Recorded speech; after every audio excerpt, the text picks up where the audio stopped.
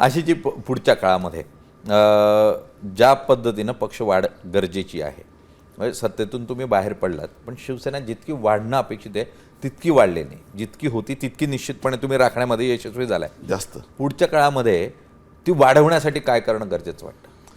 बघा, शिवसेना प्रमुख बाळासाहेब ठाकरे यांनी जेव्हा शिवसेनेची स्थापना केली आणि पक्षाचा विस्तार झाला तेव्हा शिवसेनेचे जे नेते होते ते सर्व नेते, दत्ताजी साळवी, वामनराव महाडिक, मनोहर जोशी, सर्व आम्ही अनेकांनी एस टीमधून प्रवास केला, गोंदिया, गडचिरोली, आणि पक्षाचा विस्तार केला लोकांनी. आता तसं पाहिलं तर शिंदे साहेबांच्या नेतृत्वात जे काही यश आलं, तुम्ही स्ट्राईक रेट बघा ना, 60 आमदार आता निवडून आले 80 लढल्यानंतर.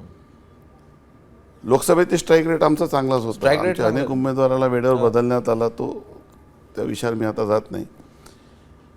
आता ही शिंदे साहेबांची निवडणूक लढण्याची पद्धत आणि ज्या पद्धतीने ते ताकद देतात, म्हणजे स्वतः फिरतात हेलिकॉप्टरने. ते आता माझ्याकडे पूर्ण विदर्भाच्या सर्व जिल्ह्यात त्यांचा दौरा झाला. एक दिवस पूर्व विदर्भ, एक दिवस पश्चिम विदर्भ, एक दिवस उत्तर महाराष्ट्र, एक दिवस कोकण, एक दिवस खानदेश, एक दिवस पश्चिम महाराष्ट्र, असं फिरणारा नेता आणि लिडरशिप. काय टीका करायला कोणाला काय वाटते?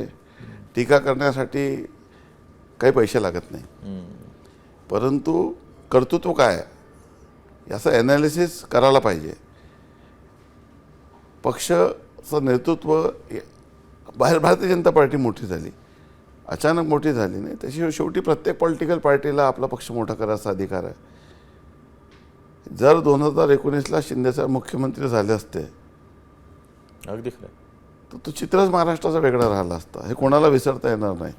परंतु आता त्यांच्या हातात 2.25 वर्ष होतं, तेव्हा ते पूर्णपणे पक्षापेक्षा जास्त वेळ त्यांनी महाराष्ट्राच्या जनतेला दिलं. किती तास काम केलं मला सांगायची गरज नाही. किती लोकांचा गराडा त्यांच्या मागे राहायचा, रात्री किती पत्रावर त्यांनी, तो विक्रम आहे, तो कधीच तो मोडू शकणार नाही कोणी. म्हणजे 2.5 वर्षात उद्धवजींनी जेवढ्या माझ्या पत्रावर सही घेतली तेवढं पत्र मी एका तासात घेतलेले आहे. आणि पूर्ण 2.5 वर्षात त्याने पूर्ण महाराष्ट्रासाठी जेवढ्या स्वाक्षरी त्यांनी केल्या असतील ते एका दिवसात शिंदे साहेबांनी केल्या. शेवटी पक्ष कसा वाढेल, नेतृत्व कसं मोठं होईल, पक्ष संघटना कशी मोठी होईल. मला असं वाटते की आता शिंदेसाहेब उपमुख्यमंत्री आहे, मुख्यमंत्री म्हणून त्यांच्यावर खूप लोड होतं, महाराष्ट्राची जबाबदारी त्यांच्यावर होती.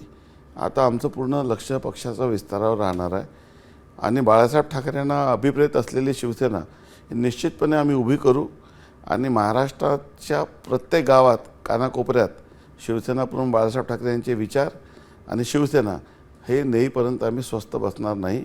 आणि त्यांना अपेक्षित असलेली शिवसेना हे निश्चितपणे आम्ही निर्माण करून दाखवू, कारण की कर्तृत्व नेतृत्व आमच्यासोबत आहे. अगदी खरं आहे. मुळात नेतृत्व तुमच्या हाती आलं किंवा पद आलं तर जमिनीवर जावं लागतं, कार्यकर्ता जोडावा लागतो. कार्यकर्ता जोपर्यंत जोडला जात नाही तोपर्यंत नेतृत्व उभं राहत नाही. आणि नेतृत्वासाठी सगळ्यात महत्त्वाची गोष्ट असते ती संवाद. जर तुम्ही तुमच्या नेत्यांशी, कार्यकर्त्यांशी संवादच साधत नसाल तर मग तुमचं नेतृत्व उभं राहणार नाही आणि मग पक्ष फुटतो आणि मग काय परिस्थिती तयार होते ही महाराष्ट्रानं बघितलेली आहे. त्यामुळे मग नेतृत्व कुठलंही असो, राजकारणातलं असो, संस्थेतलं असो किंवा कॉर्पोरेट जगतातलं असो, संवाद अत्यंत महत्त्वाचा आहे. तुम्ही तेच सांगताय, तुमच्या नेतृत्वाकडून तो वाढेल आणि पक्ष वाढेल अशी अपेक्षा करूयात. शिवसेना, मग ती शिंदेंची की ठाकरेंची, यापेक्षा शिवसेना वाढणं हे जास्त महत्त्वाचं आहे. माझ्याकडून तुम्हाला खूप खूप शुभेच्छा पुढच्या निवडणुकीसाठी.